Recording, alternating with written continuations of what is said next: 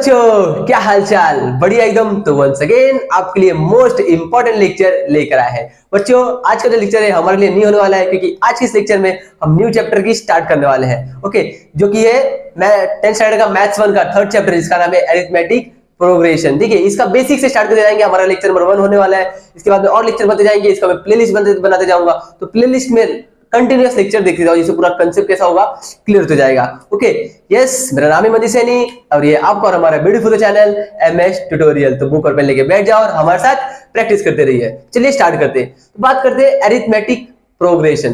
देखो बच्चों, ये जो चैप्टर है बहुत ही इंपॉर्टेंट है और बहुत ही आसान चैप्टर है 10th स्टैंडर्ड का, क्योंकि इसे आसान मतलब इतना आसान चैप्टर होता ही नहीं होगी। ठीक है, इतना इजी, मतलब इसका अगर बेसिक कंसेप्ट मतलब जो टर्म्स है वो अगर समझ लेंगे ना, तो हमको कौन सा भी क्वेश्चन आएगा वो आसानी से हम सॉल्व कर सकते हैं। इतना आसान चैप्टर है ये। तो वही आज के लेक्चर में जो होगा, आज लेक्चर में क्या दिखाऊंगा कि कैसे जो टर्म्स पैरामीटर है, इसमें जो जो इजी पैरामीटर है, जो बेसिक पैरामीटर्स है, वो हम डिस्कस कर लेंगे। ठीक है, जिससे क्या वो समझ लेंगे तो आसानी से हम आगे के जो चैप्टर्स हैं, आगे के जो एक्सरसाइज, मतलब आगे के एक्सरसाइज जो रहने वाले हैं, प्रॉब्लम्स वगैरह, वो आसानी से हम सॉल्व कर सकते हैं। तो चलिए स्टार्ट करते हैं। तो पहले बात करते हैं कि अरिथमेटिक प्रोग्रेशन क्या होता है।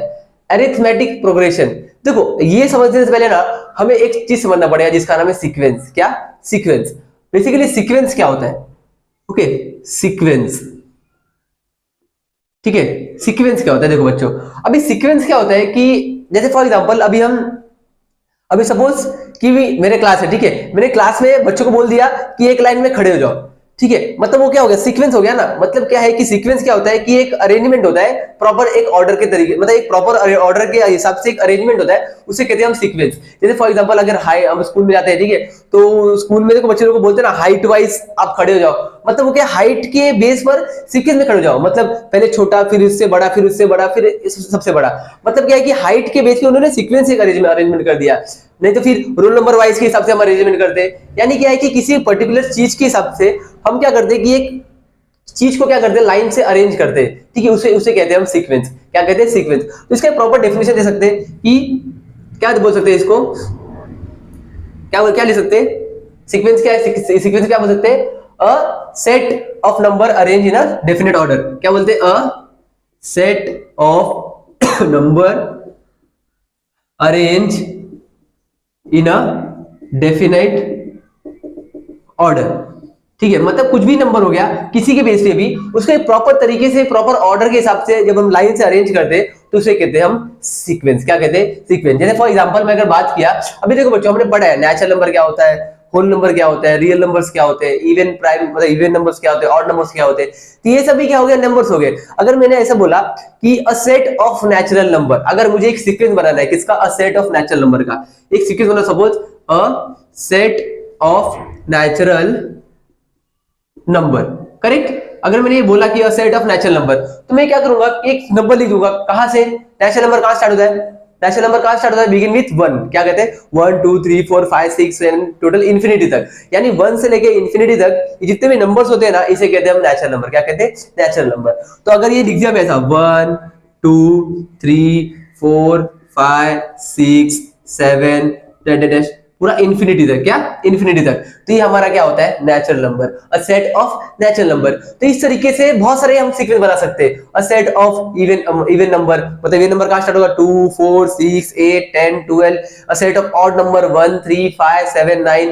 ठीक है, a set of composite number, a set of, मतलब इस तरीके से क्या होता है कि सीक्वेंस कहलाते हैं। क्या कहते हैं? Sequence, correct. तो इसे कहते हैं हम सेट ऑफ नेचुरल नंबर। अभी बच्चों देखो, अभी जो चैप्टर है अरिथमेटिक प्रोग्रेशन, इसमें बहुत ही एक बेसिक पैरामीटर है, वो हमें समझना बहुत जरूरी है। ठीक है, अभी देखो यहां पर ये मैंने क्या लिख दिया? सीक्वेंस लिख दिया। सीक्वेंस, इसे क्या कहते हैं? सीक्वेंस। अभी इसी सीक्वेंस में ना जो टर्म्स होते हैं, क्या होते हैं? टर्म्स। इसे क्या कहते हैं? हम टर्म्स कहते हैं। First term, second term, third term, fourth term, fifth, six, seven, ऐसे एंड सो ऑन। तो इसे क्या कह जाते हैं? टर्म्स कहा जाता है। और टर्म्स को हम किसे शो करते हैं? टी से। किसे शो करते हैं? टी से, करेक्ट। अभी देखो बच्चों, जो हमारा फर्स्ट टर्म रहेगा, फर्स्ट टर्म, उसे हम डिनोट करते हैं ए से। किससे? ए को हम क्या कहते हैं? First term. क्या कहते हैं? First term, correct. जो हमारा जो सीक्वेंस होगा, अभी देखो सीक्वेंस है, उस सीक्वेंस में फर्स्ट टर्म तो रहने वाला है ना, तो उस फर्स्ट टर्म को क्या कहते हैं? क्या कहते हैं? फर्स्ट टर्म को क्या कहते हैं? ए। इसे एक और चीज से नाम जाते हैं T1। क्या कहते हैं? T1। वैसे इससे हमारा जो सेकंड टर्म रहेगा उसे कहेंगे हम T2। उसी जो हमारा थर्ड टर्म रहेगा उसे क्या कहेंगे? T3। वैसे फोर्थ टर्म T4, वैसे फाइव। ठीक है, तो इस तरीके से बहुत सारे टर्म्स सीक्वेंस में आते जाते हैं, समझ गया।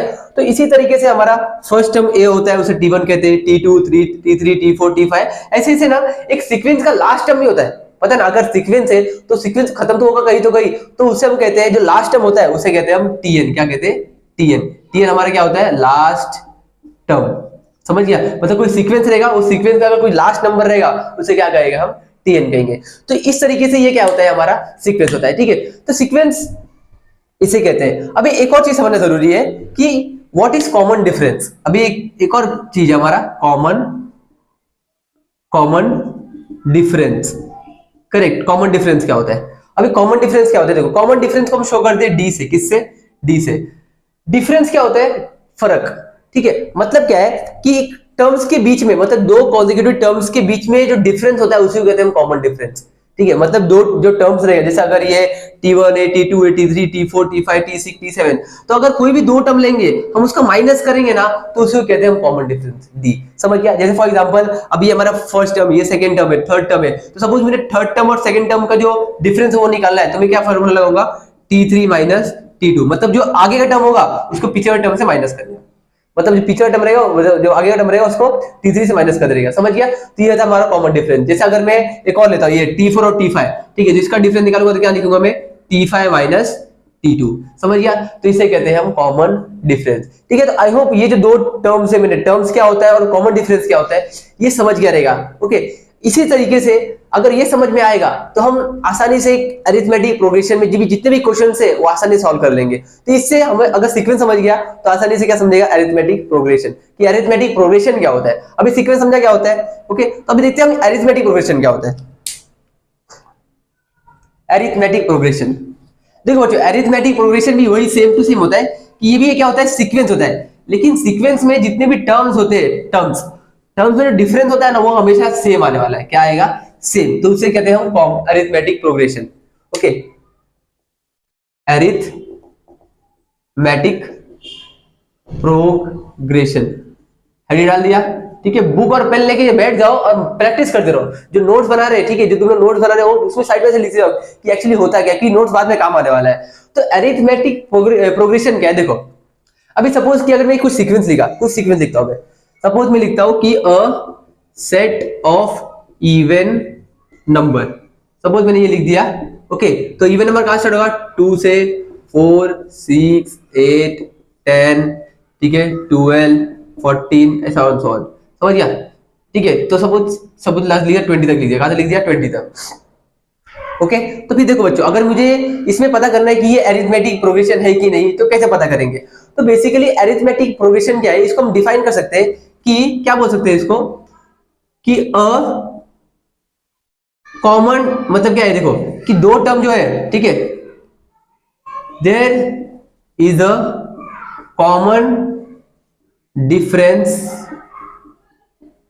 Between two consecutive terms. अभी कॉन्जिक्यूटिव टर्म्स क्या होता है? देखो बच्चों, कॉन्जिक्यूटिव टर्म्स क्या होता है? जो एक के बाद एक आता है। जैसे अगर T1 है तो T1 का कॉन्जिक्यूटिव टर्म क्या होगा? T2 होने वाला है।